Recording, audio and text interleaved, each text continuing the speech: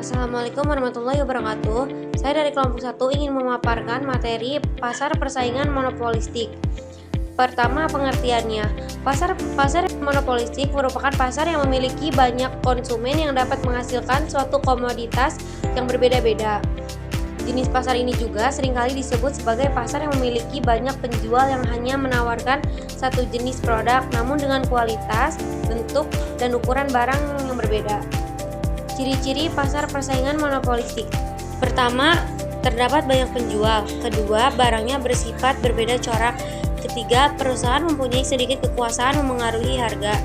Keempat, kemasukan dalam industri relatif mudah. Kelima, persaingan mempromosi penjualan yang sangat aktif. Selanjutnya, penyebab munculnya pasar persaingan monopolistik. Pasar monopolistik muncul karena pemasaran sumber daya ekonomi dalam suatu pelaku usaha atau penjual. Pemusuhan tersebut memicu penguasaan sarana produksi dan pemasaran terhadap barang atau jasa. Selanjutnya, jenis-jenis. 1. Pasar penerbangan. Di Indonesia ada beberapa maskapai penerbangan yang mungkin sudah kalian kenal juga. Beberapa di antaranya adalah Garuda Indonesia, Lion Air, dan Air Asia yang menawarkan layanan yang berbeda-beda. Masing-masing maskapai penerbangan memiliki karakteristik yang unik seperti jaringan penerbangan yang berbeda, fasilitas yang berbeda, dan harga tiket yang berbeda. Kedua, pasar kosmetik. Di Indonesia terdapat beberapa perusahaan kosmetik seperti Mustika Ratu, Wardah, Sari Ayu, dan lain-lain. Meskipun semuanya memproduksi kosmetik, setiap perusahaan memiliki produk yang unik dengan karakteristik yang berbeda-beda. Misalnya, Mustika Ratu terkenal dengan kosmetik yang bahan-bahannya terbuat dari bahan alami, sementara Wardah terkenal dengan kosmetik yang aman untuk kulit dan terbuat dari bahan-bahan yang halal. Selanjutnya, dampak. Pertama, kebutuhan konsumen banyak pilihan untuk memenuhi kebutuhannya yang dapat disesuaikan dengan selera masing-masing konsumen. Kedua, konsumen menjadi lebih selektif dalam memiliki barang dan jasa yang akan dibeli. Ketiga, ketika menemukan produk yang sesuai, maka konsumen akan sulit untuk berpindah pada jenis produk lain dari produsen yang berbeda. Keseimbangan. Keseimbangan dibagi menjadi dua, yaitu keseimbangan jangka pendek dan jangka panjang. Pertama, keseimbangan jangka pendek. Keseimbangan jangka pendek adalah kondisi di mana perusahaan dalam pasar tersebut memiliki titik di mana keuntungan ekonomis maksimum diperoleh dalam periode waktu yang singkat.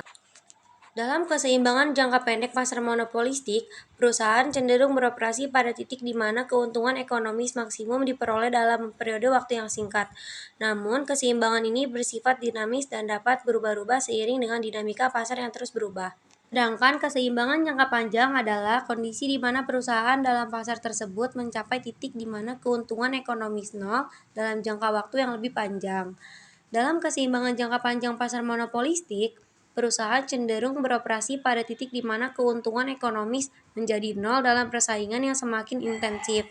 Dengan pemahaman yang baik tentang dinamika pasar monopolistik, perusahaan dapat mengelola strategi untuk tetap bersaing dan bertahan dalam pasar yang kompetitif dan berubah seiring waktu. Selanjutnya, kelebihan pasar. Pertama, banyaknya produsen di pasar memberikan keuntungan bagi konsumen untuk dapat memilih produk yang terbaik baginya.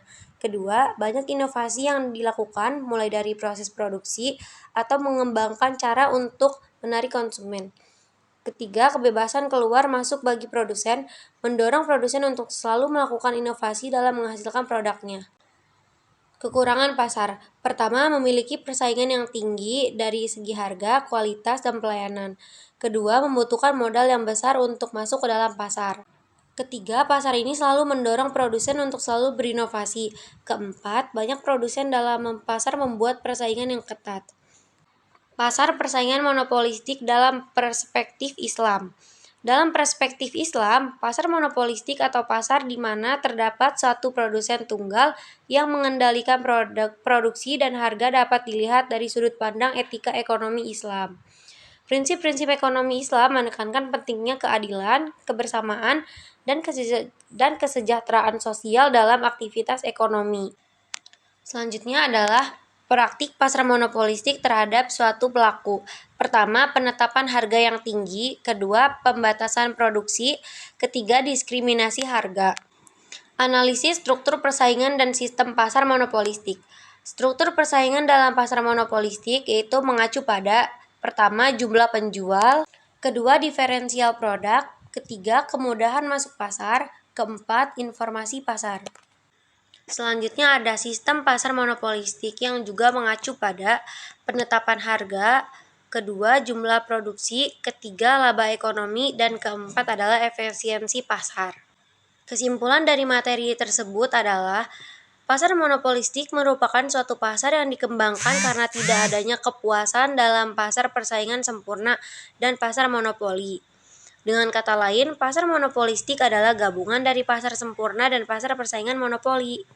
Sekian materi yang dapat kami sampaikan. Selebihnya mohon maaf. Terima kasih. Wassalamualaikum warahmatullahi wabarakatuh.